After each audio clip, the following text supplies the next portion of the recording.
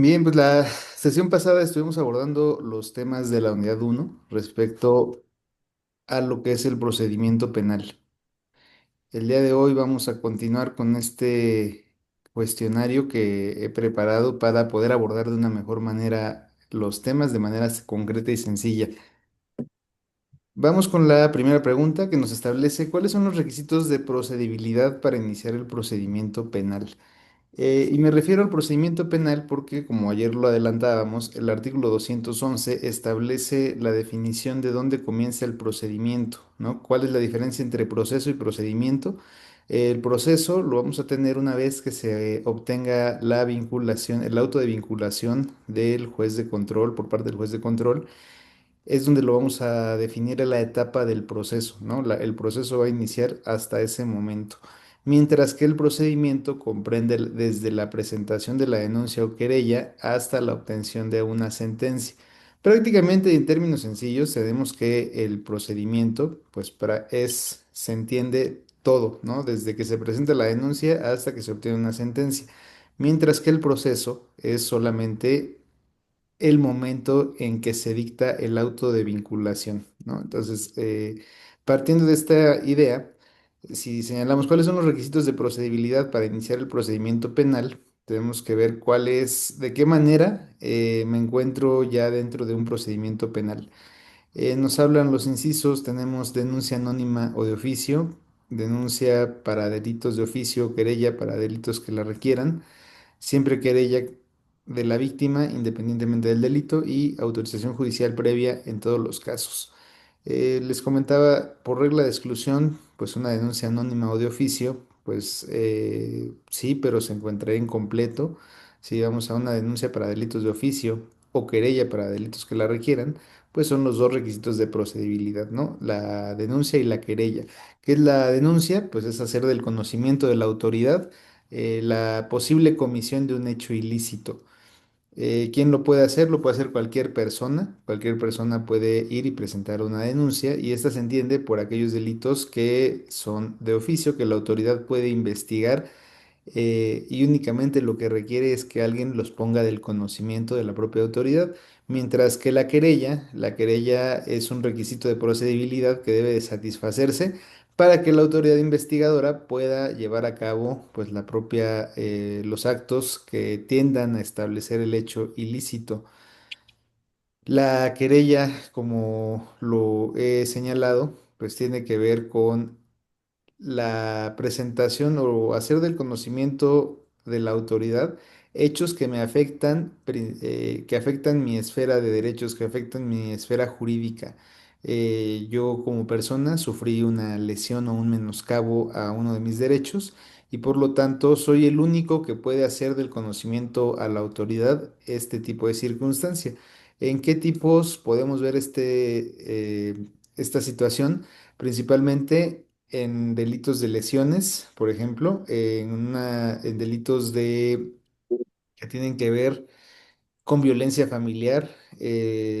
La violencia familiar es únicamente cuando se presenta la primera ocasión, ¿no? Si yo voy y presento una querella por violencia familiar y es la primera vez, son delitos de querella. ¿Qué implica la querella? Que en algún momento dado puedo optar por eh, otorgar el perdón hacia el imputado. Y otorgando el perdón, pues tenemos que se extingue la acción penal, se termina el procedimiento. Esto solamente cuando ocurre de esta forma. Pero si hay reincidencia en la violencia familiar, si yo ya denuncié una vez y otorgué el perdón y de pronto, pues bueno, vuelve a ocurrir otra circunstancia similar y quiero volver a otorgar el perdón, pues ya no es procedente porque el delito de violencia familiar cuando hay reincidencia se vuelve de oficio. Entonces ya ahí pues ya no procedería el perdón. Pero esta es una circunstancia que nos deja ver que cuando hablamos de querella, inmediatamente tenemos que ese tipo de delitos admite el perdón del ofendido. Otro delito de querella, la persona que pues va en la calle y de pronto pasa a alguien y le da una nalgada, se entiende como un abuso sexual. Es un abuso sexual simple. Este es un delito de querella, requiere el conocimiento de este hecho por parte de la persona agraviada y admite perdón del ofendido. ¿Cuándo no hay perdón del ofendido en abuso sexual? Cuando se presenta alguna agravante, como violencia física o moral para cometer este tipo de hecho. En ese supuesto, pues ya no se vuelve de oficio y no se admite perdón. Delitos patrimoniales también son de querella, ¿no? Salvo que concurra alguna circunstancia que pueda agravar los mismos. Por ejemplo, en el robo, en las administración fraudulenta, eh, principalmente tenemos este tipo de circunstancia que se requiere en el fraude, también se requiere querella de parte agraviada y admite perdón del ofendido. Les decía en ciertas circunstancias, ¿no? Como en cuáles, como cuando observamos que se comete el hecho, por ejemplo, una administración fraudulenta cometida por en agravio de más de dos personas, el delito se vuelve de oficio, ¿no? Entonces, hay que observar en ciertas, digo, yo siempre he sido de la idea que no podemos generalizar en algunos casos ejemplos, porque tenemos que enfocarnos al caso concreto, porque hay algunos casos que revisten ciertas características que van a generar que pues esto sea algo completo, algo incompleto. A ver, nada más déjenme ver, permítanme un momento. Mm. Creo que les estaba proyectando un documento que no tenía nada. Em, Bien, entonces esto es conforme los requisitos de procedibilidad, ¿no? Es la denuncia y la querella. La denuncia anónima es un supuesto también de denuncia, pero no es un requisito de procedibilidad como tal. Añadiríamos únicamente la denuncia y la querella, porque la denuncia tiene una especie que puede ser la denuncia anónima, ¿no? Cuando alguien va y denuncia, pero no da sus datos y no firma el escrito, lo hace de manera anónima y regularmente esto se realiza porque las personas pues les da miedo, no quieren tener represalias, etc. Entonces la denuncia anónima pues es una especie de la propia denuncia y reviste algunas características como las que les he mencionado y aparte de ello también el Ministerio Público cuando recibe una denuncia anónima tiene la obligación de hacer actos tendientes a verificar la autenticidad de dicha denuncia. ¿No? ¿Qué es lo que llegan a hacer? Pues bueno, se comisiona policía de investigación con la finalidad de que acudan al lugar donde se está señalando la denuncia a verificar si lo que dice la misma pues es verdadera. Por muchas veces, pues bueno, no hace falta el gracioso que va y presenta una denuncia por hechos falsos y distrae a la propia autoridad de algo que sí pudo haber investigado a algo que pues no existe. Entonces, el Ministerio Público tiene que llevar a cabo actos tendientes a corroborar la veracidad de lo que se está denunciando en esa denuncia anónima para poder iniciar la investigación correspondiente. Veo eso es únicamente por ese aspecto. Posteriormente, bueno, ¿qué dice? Eh, ¿Qué función cumplen los registros de la investigación en la etapa inicial? Y tenemos que ver, bueno, qué es un registro de investigación. Si ustedes observan, coloquialmente y desde que inició prácticamente el sistema penal, tenemos que la carpeta de investigación siempre se le ha referido al expediente que tiene el Ministerio Público donde asienta pues todas sus actuaciones, ¿no? Todo lo que hace. Sin embargo, si ustedes buscan en el Código Nacional de Procedimientos Penales o en cualquier otra legislación, no van a encontrar el término de carpeta de investigación porque no existe. Ese es un término coloquial que se le ha dado en la práctica. ¿Cuál sería la denominación correcta? Registros de investigación. Eso es lo que ustedes van a encontrar en el Código Nacional. Entonces, observamos qué función cumplen los registros de la investigación en la etapa inicial. Pues bueno, tenemos que ver para qué sirve, ¿no? ¿Qué es lo que me aporta o para qué se tiene una carpeta de investigación? Primero dice, son secretos absolutos hasta el juicio oral, apoyo para que el juez pueda resolver al consultarlos, solo sirven para el Ministerio Público o documentar todos los actos de investigación realizados para sustentar la existencia de un hecho ilícito y la probabilidad de que el imputado participó en él. Pues bueno, si nos ponemos en cada una de ellas, ¿son secretos absolutos hasta el juicio oral? No, ¿por qué? Porque existen derechos del imputado y de la víctima en donde tienen que tener acceso a estos registros. Esta información la van a encontrar ustedes en el artículo 20 constitucional, apartado B, fracción sexta, para el tema del acceso al imputado. Así como en el artículo 218, párrafo segundo, van a observar también que se señala en qué momento el imputado y su defensor pueden acceder a los registros de investigación, que se debe tener un acto de molestia. En el Código Nacional es el acto de molestia, pero si nos vamos al ámbito constitucional, que es el que se replica posteriormente en el Código, establece que el defensor y su imputado pueden acceder a los registros de investigación. Primero, si se encuentra detenido el imputado y se pretende recabar su declaración, o si se va a tener audiencia inicial con el juez de control, en ese momento el Ministerio Público está obligado a darle acceso al imputado al registro de la investigación, a la carpeta. Y el Código Nacional añade ese tercer aspecto, que es cuando se ejerce un acto de molestia. Ejemplo, ¿qué es un acto de molestia?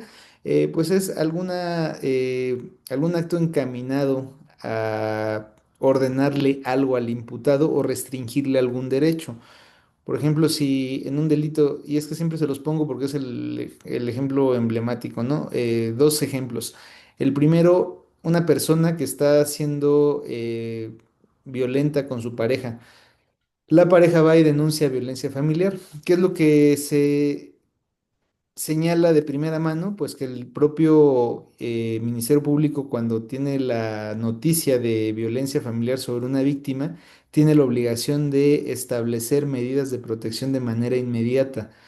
¿Qué es la medida de protección? Pues bueno, tiene que girar un oficio, solicitarle a Secretaría de Seguridad Ciudadana o a propia Policía de Investigación que vayan y le notifiquen al imputado que no se puede acercar a la víctima, que no le puede ejercer actos de molestia en su persona, o que se abstenga de realizarlos, o bien el de prohibición de comunicarse con la víctima, que estas son las primeras que establece la ley. Hay otras que son un poco más severas, que aquí cabe hacer una acotación, porque he visto que hay personas que no tienen clara la diferencia.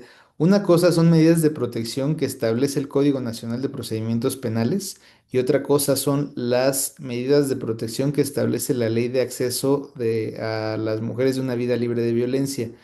Eh, las medidas que estoy hablando son las que se establecen en el Código Nacional. Estas medidas de protección son prácticamente para todas las personas, hombres y mujeres, y tienen que tener como requisito una denuncia previa, ¿no? Tiene que haber una carpeta de investigación, unos registros de investigación para que se puedan otorgar dentro de esta. Y esas medidas de protección, tiene que haber indicios para que se puedan girar, ¿no? La diferencia es que con las medidas de protección de la Ley de Acceso de las Mujeres a una Vida Libre de Violencia, es que en esta segunda únicamente son para mujeres, niñas y adolescentes, eh, y son de buena fe las segundas. Las segundas se pueden otorgar, de hecho, la autoridad, ya sea juez o Ministerio Público, tiene la obligación de otorgarlas en un lapso de menos de 4 horas, o sea, tienen 4 horas para otorgarlas, y se basan en el principio de buena fe. No necesitan carpeta de investigación, simplemente el dicho de la víctima, y con eso se pueden otorgar. Es la gran diferencia. En cambio, cuando hablamos de las medidas que están contempladas en el Código Nacional, pues esas sí requieren tener un poco más de indicios y requieren una carpeta de investigación previa. Entonces, van y le notifican estas medidas al imputado. En ese momento se entiende que se le está ejerciendo un acto de molestia.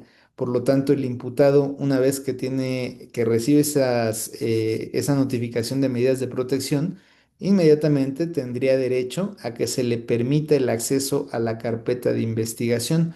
¿Con qué fundamento? Pues bueno, con el fundamento del artículo 218, párrafo tercero, señalar al imputado que, pues bueno, ya ha sido objeto de un acto de molestia, y por lo tanto, en ese momento dejan de tener reserva los actos de investigación y se le tiene que permitir el acceso. Fíjense que en algún momento a mí me tocó recientemente un asunto de violencia familiar donde el imputado, pues, es el esposo, y la víctima, pues, es la mujer, ¿no? Su pareja, su expareja. Al señor le notifican medidas de protección Por lo tanto, en las medidas de protección, pues viene el número de carpeta de investigación, quién las pidió, o sea, la víctima, y qué autoridad es la que la está emitiendo, que en este caso es Ministerio Público. Y se le notifican medidas de protección para que se abstenga de ejercer cualquier acto de molestia en contra de la víctima. Y con esto, pues bueno, ya tiene conocimiento. Acudimos al Ministerio Público, le solicitamos acceso a la carpeta, y el Ministerio Público dice que no es procedente, que porque el criterio de esa fiscalía es que hasta que se vaya a judicializar la carpeta con tiempo anticipado, se le cita al imputado para que aporte pues sus datos de prueba y las manifestaciones que quiera realizar. Sin embargo, pues yo le insistí, le dije, a ver, pues ahí el criterio conforme al 218 es de que si usted ejerce un acto de molestia, pues en ese momento tiene que dar el acceso a la carpeta, no hasta el momento que considere oportuno, como lo es antes de judicializar la misma, porque implica varias cosas. O sea, imagínense, pues te cito hasta que ya vaya a judicializar la carpeta, pues eso viola el derecho de defensa, ¿no? El derecho de defensa debe ser durante la investigación, no hasta que ya se vaya a judicializar la carpeta o en audiencia inicial o por alguna circunstancia de este tipo. El Ministerio Público insistente incluso me dijo, bueno, pues hable con mi responsable, si usted, y eso a mí me molesta un poco, como dice, pues, si usted considera que así es, pues hable con mi responsable.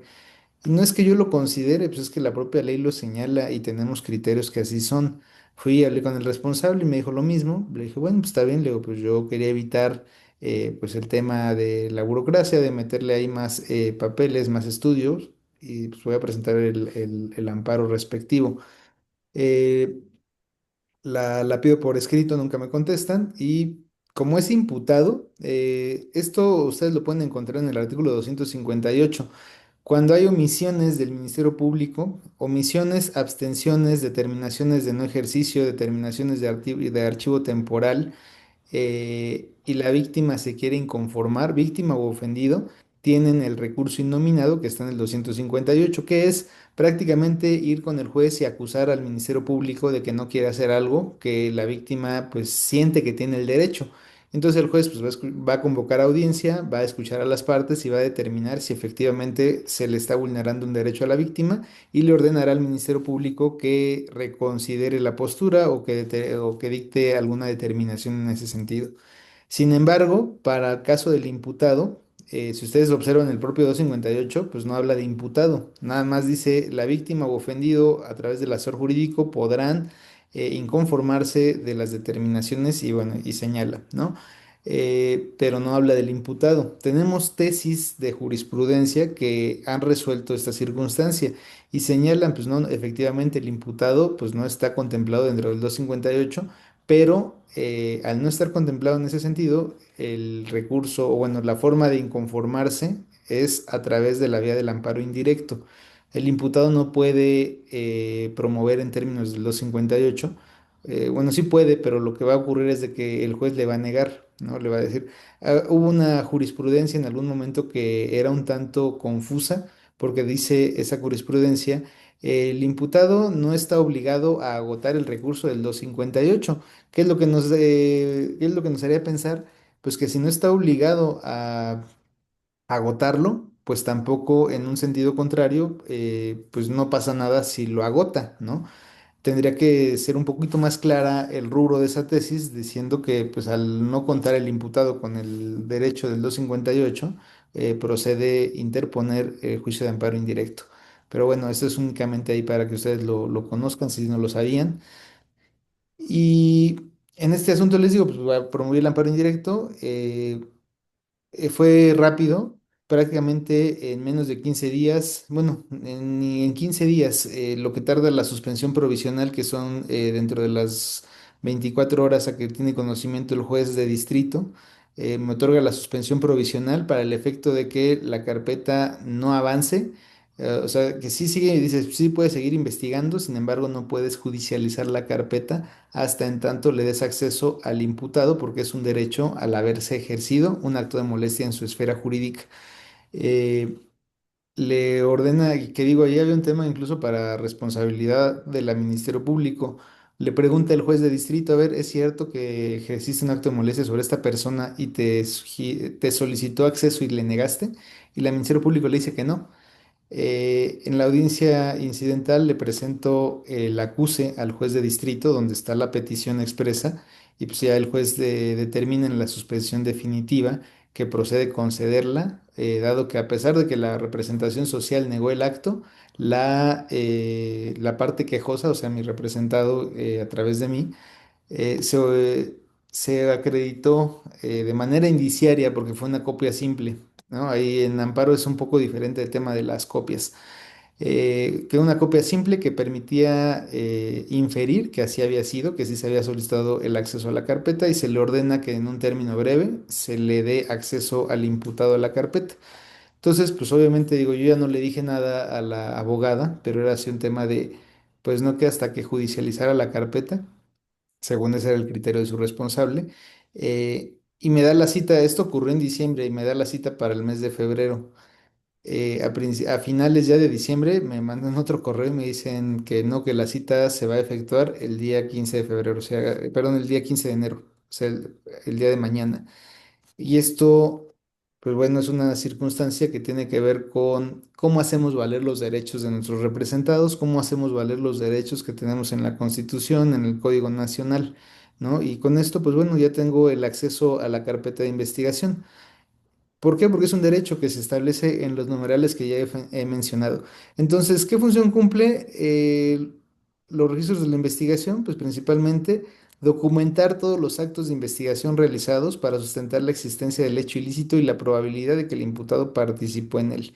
¿Por qué? Porque pues, de esta forma es como se lleva a cabo el registro de lo que el Ministerio Público hace. El propio Código Nacional establece esta obligación. Todo lo que haga el Ministerio Público tiene que constar, tiene que haber un registro en la carpeta de investigación. Si el Ministerio Público quiere citar a la víctima y tiene el número telefónico y dice, bueno, pues ¿para qué le mando un citatorio? Porque no tengo policía de investigación que vaya a dejárselo. Pues más rápido le echo una llamada por telefónica o le mando un correo electrónico. El Ministerio Público tiene que hacer una constancia de que le llamó a la víctima, a qué hora le llamó, qué le dijo, o de que mandó el correo y anexar el correo de que le mandó este para notificarle alguna diligencia. Es una obligación de la representación social, cosa que no esté en la carpeta de investigación no existe, ¿no? Digo, a salvo lo que la defensa, en ejercicio de defensa, recabe. De ahí en fuera, lo que el Ministerio Público no agrega a la carpeta no existe. ¿Y por qué les digo lo de la defensa? Porque la defensa puede recabar actos de investigación, pero no está obligado a ofrecerlos en la carpeta de investigación. El defensor los puede realizar, pero la única cuestión ahí es que está obligado a realizar el descubrimiento probatorio, pero hasta la audiencia intermedia, antes de la audiencia intermedia, que es en el momento en donde le tiene que dar al Ministerio Público sus actos de investigación que haya realizado. Antes no tiene ninguna obligación. Entonces, la carpeta cumple esta función, ¿no? Establecer pues, todo lo que se realiza como actos de investigación para sustentar la existencia del hecho ilícito y la probabilidad de que el imputado participó en él. ¿En qué supuestos procede la detención sin orden judicial? Tenemos primer punto, en el momento de cometer un delito o inmediatamente después, siempre que la persecución sea ininterrumpida o por señalamiento de la víctima testigo con indicios. Solo cuando es sorprendido al momento de cometer el hecho ilícito, en cualquier momento si hay denuncia previa, es ilegal conforme al artículo 14 y 16 porque requiere la existencia de un mandamiento emitido por autoridad competente que funde y motive el mismo. ¿En qué supuestos procedería la detención sin orden judicial?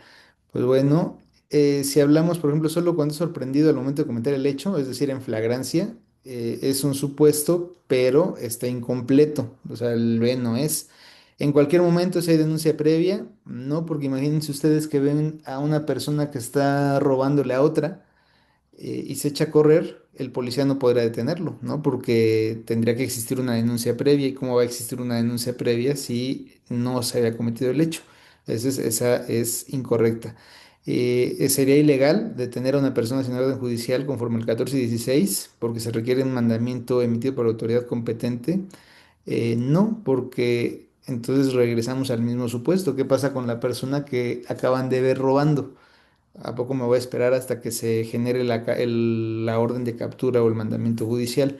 La respuesta correcta sería en el momento de cometer el delito o inmediatamente después siempre que haya persecución ininterrumpida o por señalamiento de la víctima, que son los tipos de flagrancia que nos establece la propia Constitución y el Código Nacional.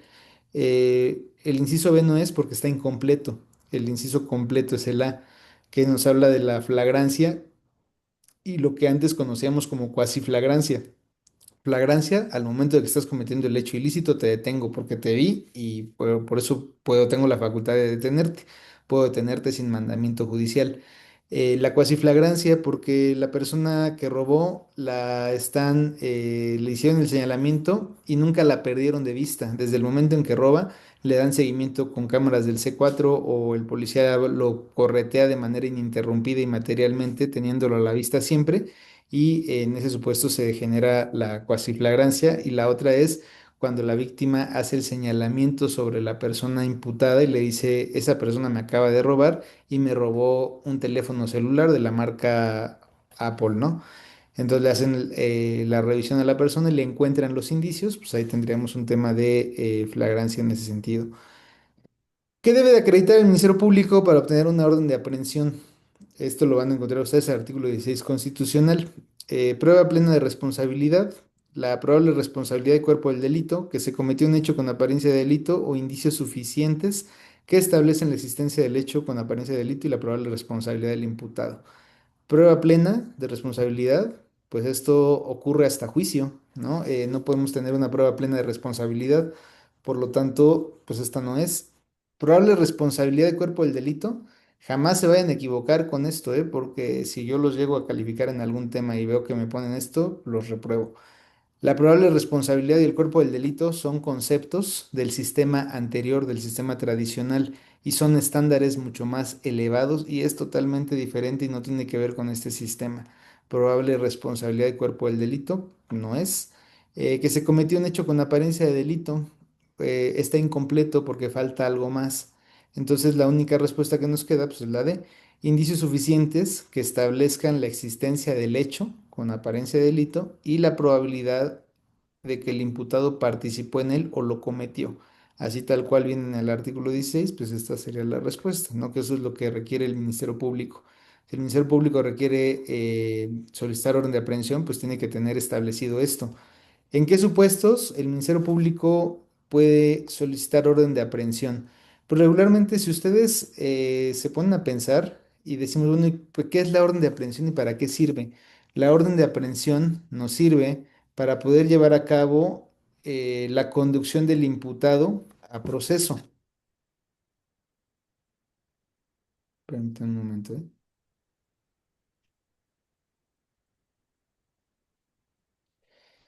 Entonces, la orden de aprehensión, como les señalo, como les digo, pues tiene que ver con esta circunstancia en donde se busca conducir al imputado al proceso.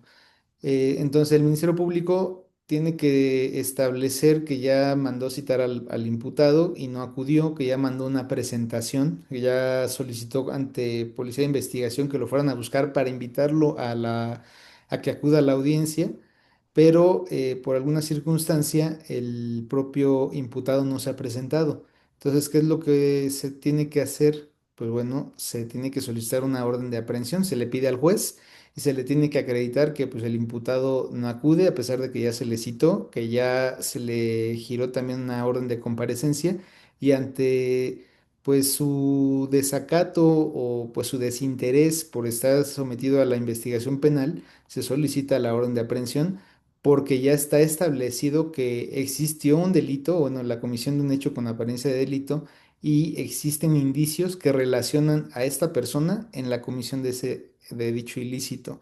Entonces, con estos argumentos es cuando se puede pedir una orden de aprehensión, solamente en ese supuesto. Eh, y esto yo se los digo porque antes a mí también me llegaba a pasar. Yo antes pensaba que la orden de aprehensión era porque prácticamente pues ya había responsabilidad penal dentro de una persona que se presumía imputada. Esto no es así. La orden de aprehensión es solamente para conducir al imputado al proceso. Pero ojo, porque el hecho de que a una persona se le gire orden de aprehensión puede ser un referente para las medidas cautelares. ¿Por qué? Porque si el juez de control tuvo que ordenar una orden o tuvo que girar una orden de aprehensión, podríamos presumir entonces que el imputado o no está localizable o no se quiere someter a la persecución penal. ¿Y esto qué pasa o esto qué es, en qué se traduce? Que se actualizan riesgos procesales que me van a permitir en una audiencia inicial imponerle prisión preventiva justificada al imputado. Por eso digo, si ustedes vieron el caso de la persona esta que se llama Gabriela, la señora Gabriela, la supuesta enfermera que atropelló a una persona, a un motociclista y que lo arrastró varios metros hasta que lo deshizo abajo de su vehículo, que fue y abandonó el vehículo en el Estado de México y que hoy en día se encuentra prófuga. En ese supuesto, ya no es una cuestión nada más de, pues bueno, hubo un hecho ilícito, posiblemente participó y la persona, digo, se va a escuchar un poco feo, pero al final del día ese caso es una vida de una persona, ¿no? Pero se podría llevar a cabo en su momento una, digo, independientemente, supongamos que el hecho fue culposo, ¿no? Porque hay elementos que nos permitirían presumir que es doloso, pero pues tendríamos que conocer la carpeta, qué registros hay en la investigación, si hay declaraciones de testigos, que estos cumplan con las formalidades legales, etc. Supongamos que fue culposo o en algún punto ella podría haber celebrado una salida alterna con, con un acuerdo reparatorio para reparación del daño y se acabó el procedimiento. Si fuese doloso, pues bueno, tendría que acceder a otro tipo de salida alterna, una terminación, sí, una salida alterna, un procedimiento abreviado, por ejemplo, ¿no? Pero el caso es, esta persona, y es lo que creo que es de manera instintiva, la gente que no conoce de derecho, muchas veces cuando se ven inmersas en un procedimiento penal, lo que hacen es esconderse, no recibir notificaciones y tratar de sortear ahí para que no los citen a la investigación o al proceso. Esto no es como en derecho civil, ¿no? Si ustedes ven el derecho civil, y por eso a mí no me gusta el derecho civil, el procedimiento en derecho civil no puede iniciar si a la persona no se le puede notificar. Fíjense que tuve un asunto donde el padre demanda la guardia y custodia de la niña, va y se presenta a juzgados familiares y se emite el acuerdo provisional de guardia y custodia a favor del señor, pero ese acuerdo tiene que ser notificado a través del actuario hacia la persona, hacia la mamá. Y la mamá pues simplemente pues nunca quiso recibir la notificación, pues se iba a otro domicilio y pues andaba ahí escondiéndose para que no la notificaran. ¿Y qué ocurre allá? Pues bueno, si no se le notifica, pues no surte efectos, ¿no? La guardia y custodia provisional. Acá en materia penal esto es totalmente distinto. Si la persona se esconde, lo único que va a generar es riesgo procesal y en cuanto y ya después ya no la van a andar buscando para notificarla, después la van a andar buscando para aprenderla, ingresarla a un centro penal, a un reclusorio o a un centro penitenciario y llevar a cabo una audiencia. Es totalmente distinto, por eso, pues bueno, en materia penal hay que tener mucho cuidado con los temas de los citatorios. Incluso pues hay que estar más que pendiente porque hay ocasiones donde el Ministerio Público tiene un domicilio en donde ya no viven porque lo sacó de algún antecedente. Imagínense ustedes que, digo, no se los deseo, pero que en algún punto los vayan a buscar y no los encuentren y así se registra en la carpeta de investigación. Pues el Ministerio Público con eso tendría indicios para decir, ah, bueno, pues esta persona no tiene domicilio, no la puedo encontrar, no está localizable, pues voy a pedir orden de aprehensión. Entonces, es totalmente el tema en que es diferente en nuestra materia. ¿Qué ocurre si falta el requisito de procedibilidad? Es decir, ¿qué pasa si no cuento con la querella de parte ofendida? Que esto, déjenme se los comento, es como si habláramos del tren interoceánico, ¿no? Ustedes deben de conocerlo, este lamentable accidente que ocurrió el 28 de diciembre, en donde un tren se descarrila y produce la muerte de más de 14 personas y más de 90 heridos. ¿Qué pasaría? Obviamente en ese asunto la carpeta de investigación se tiene que aperturar de manera oficiosa por lo que hace a las personas fallecidas, ¿no? Porque el homicidio es un delito que se persigue de oficio. Pero, ¿y las personas que resultan lesionadas? Si alguien lesionado no va y presenta su denuncia, pues el resultado es de que no se le va a tomar en cuenta para temas de persecución penal y reparación del daño, porque la autoridad no puede investigar de manera oficiosa unas lesiones. esas lesiones, quien haya sufrido las lesiones tiene que ir y hacerle del conocimiento a la autoridad, oye, Ministerio Público, yo sufrí lesiones derivado de este evento. Entonces, ¿qué pasaría si no presentan su querella las víctimas de lesiones? Dice, ¿el Ministerio Público las investiga de oficio? No. Debe de esperar a que se cumpla para continuar la secuela procesal, o sea, debe de esperar a que la propia víctima se presente para que se presente esta querella y se pueda continuar la investigación. No se puede continuar la investigación y procede a archivo o no ejercicio de la acción penal y el juez inicia la investigación por sí. Debe esperar, pues sí, esta podría ser correcta, ¿no? El Ministerio Público tendría que esperar a que se presente la víctima, o sea, por ejemplo, en el caso que les digo, el Ministerio Público investiga lo de homicidio, pero no puede investigar lesiones, o podría hacer actos de investigación, pero se tendría que esperar en algún momento dado.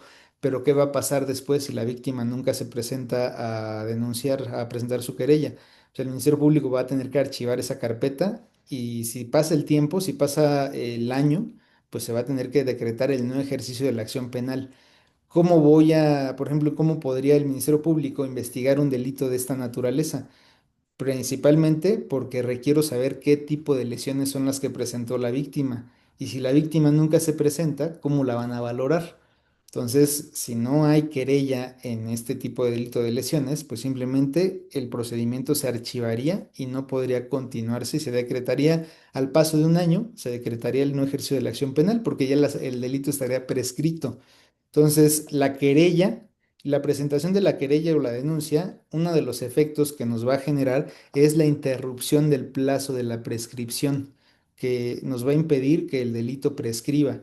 Básicamente, si ustedes observan en las reglas de prescripción, los delitos de querella prescriben al año y 3 años más si la víctima acredita que no tenía conocimiento del hecho ilícito, ¿no? Y en los delitos de oficio, el delito prescribe conforme a la media aritmética del delito, ¿no? O sea, la suma de la máxima y la mínima entre dos, y ese es el tiempo que tiene el Ministerio Público para poder investigar sin que prescriba ese delito. Hay excepciones en los delitos sexuales cometidos en agravio de menores. Se decretó una reforma reciente en donde los delitos son imprescriptibles. Si a un menor de edad se le comete, por ejemplo, durante el año pasado y este año, se le llegara a tener conocimiento de que un menor de edad pues fue violado o fue abusado sexualmente, así pasen, y bueno, así lo dice la norma, ¿no? Así pasaran 30, 40 años, el delito es imprescriptible y se tiene que seguir investigando conforme a las reglas de cuándo sucedió el hecho. Entonces, bueno, siguiente pregunta, son algunos actos de investigación que requieren autorización judicial. Ustedes, si recuerdan, si tuvieron oportunidad de llevar algo de derecho procesal penal, pueden observar que durante la investigación inicial, la fase de investigación inicial, el Ministerio Público pues está facultado a ordenar actos de investigación que le permitan establecer la probable participación del imputado en el hecho ilícito que se le atribuye y para esto, pues dispone de actos de investigación. Los actos de investigación se clasifican en aquellos que requieren orden judicial o control judicial y aquellos que no requieren esta circunstancia. ¿Cómo los pueden identificar? Pues principalmente si el Ministerio Público requiere generar un acto de investigación con control judicial, es decir, pedirle autorización a un juez para poder llevar a cabo un acto de investigación, ¿qué entendemos por eso? Que puede existir una vulneración a derechos humanos y por lo tanto se requiere que un juez de control haga la ponderación de lo que el Ministerio Público está haciendo. Entonces, en ese supuesto se requiere generar se requiere generar una autorización judicial. En ese supuesto nos dice, a ver, todas las entrevistas y revisiones voluntarias requerirían autorización judicial. Pues la respuesta es no, porque no hay una invasión a derechos humanos, ¿no? Una revisión voluntaria, pues la propia persona pues está accediendo a la misma, no hay controversia. Entrevistas, el Código Nacional establece que las entrevistas no son de los actos que se requieran pedir autorización al juez. Actos que afecten derechos fundamentales como cateos o intervención de comunicaciones, pues bueno, creo que ya les di la respuesta ahí. Solo detenciones en flagrancia o ninguno porque el MP decide autónomamente. Si estuviéramos en el sistema tradicional, la respuesta sería la D, ¿no? El MP podía hacer lo que quería. Pero en nuestro sistema, los actos que afectan derechos fundamentales requieren autorización judicial, entre ellos cateos o intervención de comunicaciones, ¿no? Hacer el cateo de un domicilio, voy a afectar varios derechos fundamentales, requiero autorización del juez, ¿no? Derecho a la propiedad, derecho a la privacidad, etc. Intervención de comunicaciones, lo mismo. A ustedes no les pueden intervenir. Por eso también el tema controversial de la ley de telecomunicaciones recientemente aprobada, en donde se le faculta a un instituto de reciente creación a solicitarle a los operadores de telefonía móvil, pues conversaciones, datos, etc., sin orden judicial, ¿no? Es lo que dice esta ley tan controvertida que se generó recientemente. Porque el artículo 16 establece que para poder intervenir comunicaciones necesariamente se requería la orden de un juez.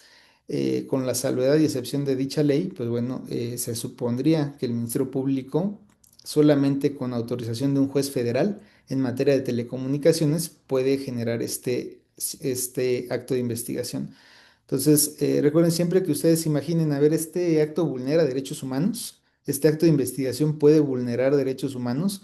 Si la respuesta es sí, requiere necesariamente autorización de un juez para poderse llevar a cabo. Actos que no requieren que no requieren autorización judicial, pues todos aquellos que no tengan, por ejemplo, solicitud a diversas autoridades sobre información de una persona, no requieren autorización judicial con excepción de lo que tenga que ver con el banco, estados de cuenta, estados bancarios. Estos requieren autorización judicial por el tema del secreto bancario, ¿no? Si ustedes están investigando un delito de fraude, administración fraudulenta o robo que tiene que ver con el sistema bancario, sistema financiero, se requiere autorización judicial. ¿Cuál es el plazo máximo para que el Ministerio Público determine la investigación cuando existe una persona detenida? Si a una persona se le detiene en flagrancia y van y la ponen a disposición, ¿qué plazo tiene el Ministerio Público para determinar la situación jurídica de dicha persona? ¿Cuánto tiempo lo pueden tener detenido o retenido en el Ministerio Público? 24 horas, 48 horas, 144 horas o 72 horas. 24 horas, pues efectivamente no es. No son 24 horas. La respuesta correcta son 48 horas. El Ministerio Público puede tener detenido a una persona en el término de 48 horas y este se puede prorrogar en casos de delincuencia organizada, ¿no? Pero el término común son 48 horas. El plazo de 144 horas y 72 horas es un término judicial.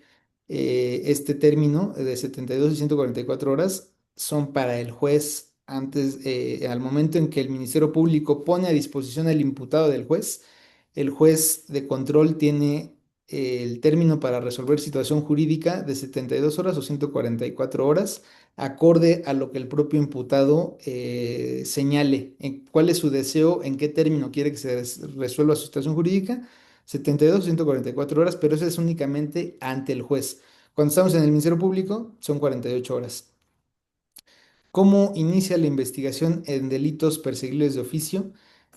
Requiere querella expresa de la víctima, por policía que presente la denuncia, por denuncia de cualquier persona o noticia directa, verificando indicios del hecho delictivo o con el acuerdo de inicio de investigación. Si estamos hablando de delitos de oficio, pues la querella no es necesaria, ¿no? No necesitamos que la víctima vaya y haga del conocimiento al Ministerio Público que le cometieron algún delito. Entonces la A no es. El policía que presenta la denuncia podría ser, pero es incompleta, la respuesta no es la correcta.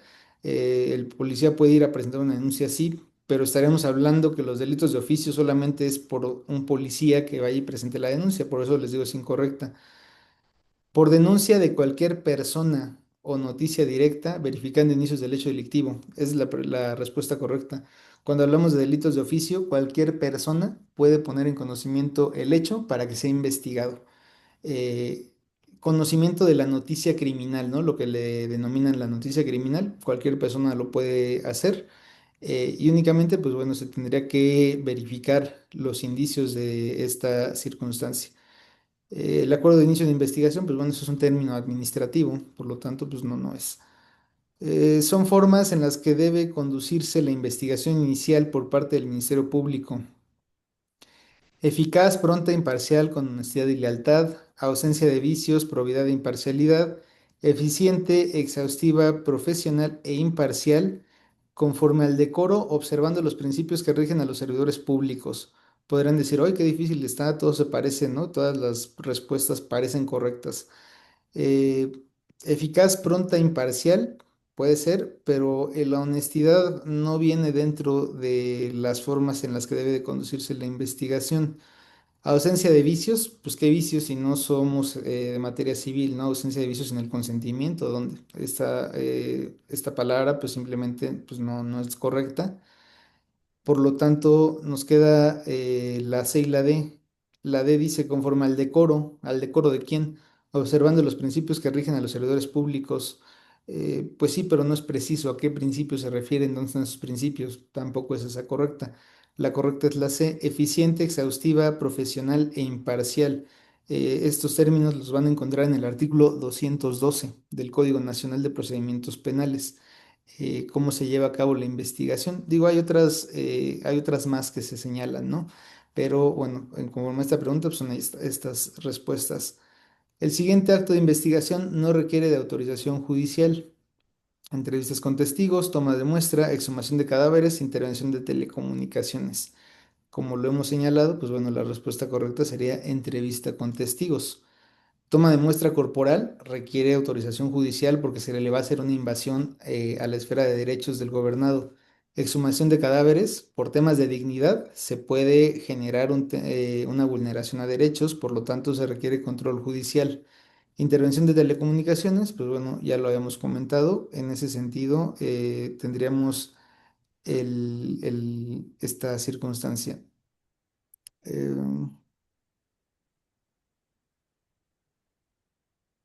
Gracias, Jorge, por lo que comenta, pero bueno, yo le hablo desde el asunto que estaba platicando referente a la notificación de la guardia y custodia provisional a la imputada. Les decía, a mí se me hacía increíble que pues simplemente si no se le podía notificar, pues no surtía efectos. Y fíjense, creo que tiene un año que se generó esta parte y pues es el día de hoy que no se puede notificar a esta persona. Pero bueno, hasta aquí, ¿hay alguna duda o comentario de parte de ustedes de esto que hemos estado platicando? Bueno, yo tenía una duda, profesor. Lo que pasa es que llegué 14 minutos tarde y no sé si pasó lista nada más para No eso. estoy lista, pero eso es algo que les iba a decir. Procuren conectarse a las 7 de la mañana porque, como les había adelantado, pues, son varios temas y si no comienzo de manera puntual, yo creo que máximo 7:02, 7:05 tengo que estar empezando. No voy a poder terminar lo que les tengo que dar. Entonces, para que estén atentos en Sí, este, muchas gracias, profesor. ¿no? De qué. La verdad, nada más déjenme ver qué más está pendiente de este módulo 2. Nos dice que es la investigación inicial.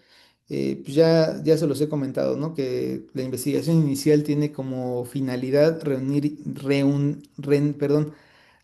indicios suficientes para el esclarecimiento del hecho ilícito y, en su caso, datos de prueba para poder sustentar el ejercicio de la acción penal, estableciendo la posible participación del hecho ilícito de la persona a quien se le señala como posible responsable o indiciado, investigado. La noticia criminal, pues es la forma en la que el Ministerio Público conoce del hecho que la ley considera como delito, ¿no? Y esto, la noticia criminal regularmente se tiene conocimiento de la misma porque, pues bueno, se le presentó una denuncia o una querella al Ministerio Público para poder tener conocimiento de este hecho delictuoso.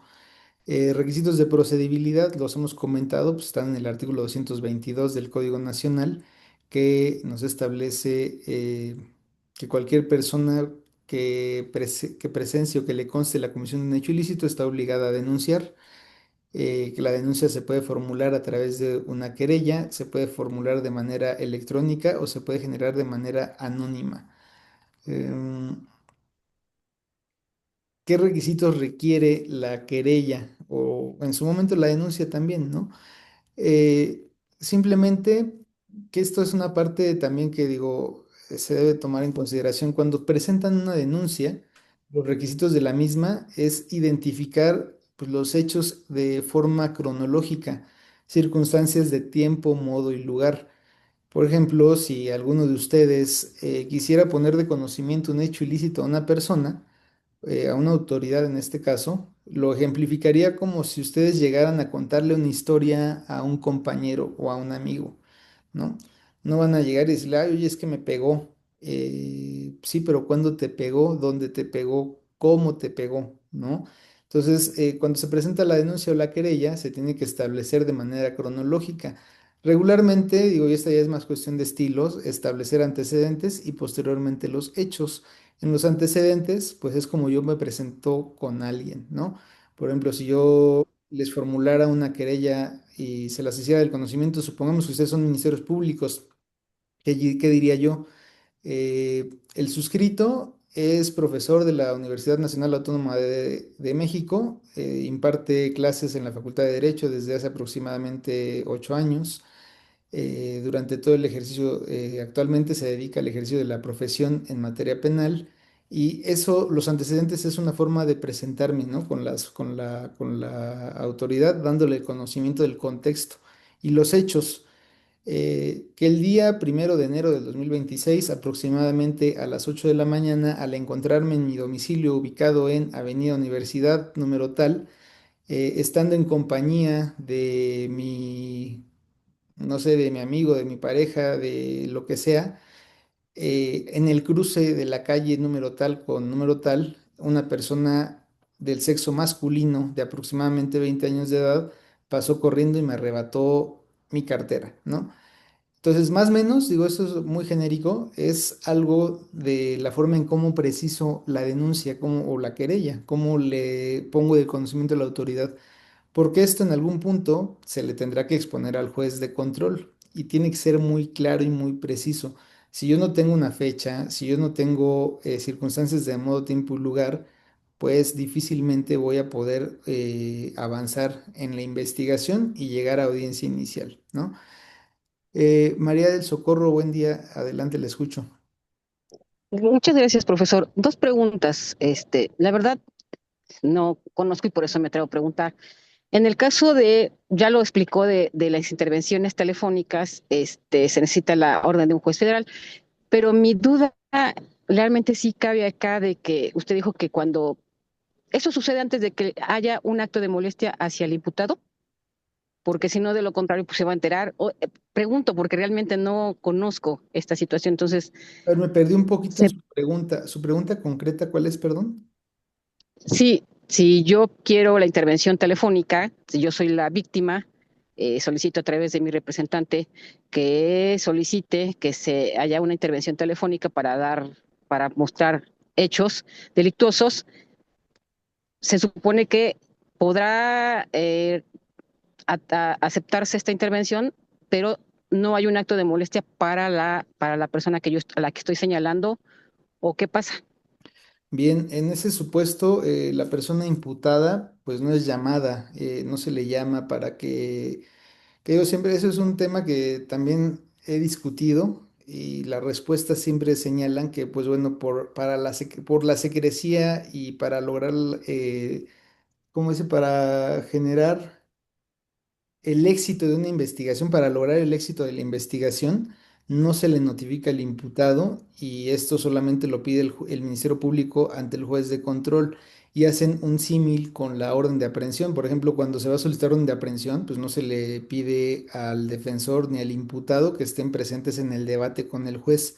Lo mismo ocurre en este supuesto. Si el Ministerio Público que también tiene que ver, ¿eh? Recuerden que cuando se van a proponer actos de investigación, se tiene que establecer la idoneidad y pertinencia pues de ese acto de investigación que se va a establecer. ¿Por qué es idóneo y por qué es pertinente intervenir una línea telefónica? Yo no me imagino, por ejemplo, y no lo digo por usted ni nada, o sea, de manera general, yo no me imagino, por ejemplo, en un delito de violencia familiar en donde la víctima denuncie a su pareja porque le engaña y se lo tipe y todo eso, y solicita al Ministerio Público que le intervenga en el teléfono al agresor.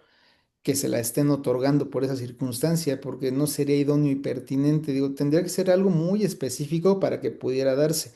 Pero la intervención de telecomunicaciones regularmente se aplica mucho en la FGR, en el área de SEIDO o IFEMDO, de la de delincuencia organizada, o las de secuestro, en donde se solicita, o se tiene un número telefónico que se presume relacionado con el indiciado, con el investigado, y que se le genere en ese momento pues la orden ante el juez.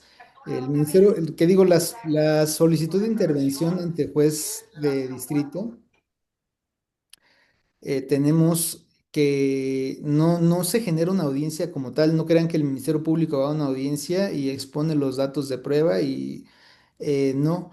En la práctica, para las órdenes de intervención de telefónica, el Ministerio Público lo hace en línea, genera el oficio, lo hace por escrito, lo manda y pues, de manera inmediata obtiene la resolución judicial con la cual pues, ya puede llevar a cabo este acto.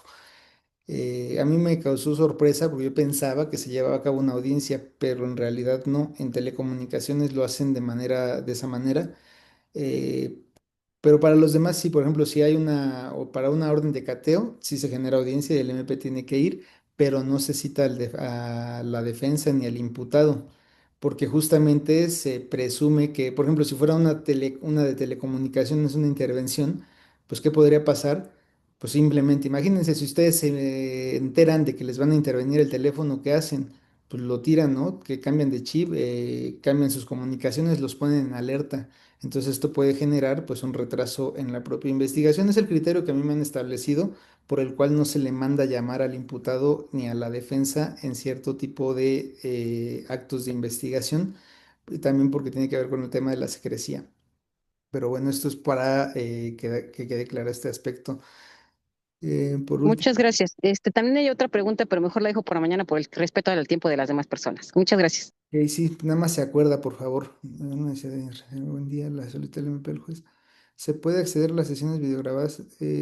Sí, se puede acceder. Esta información, pues bueno, ya se las daré en el curso del día en el chat. Pero bueno, eso es todo por el día de hoy.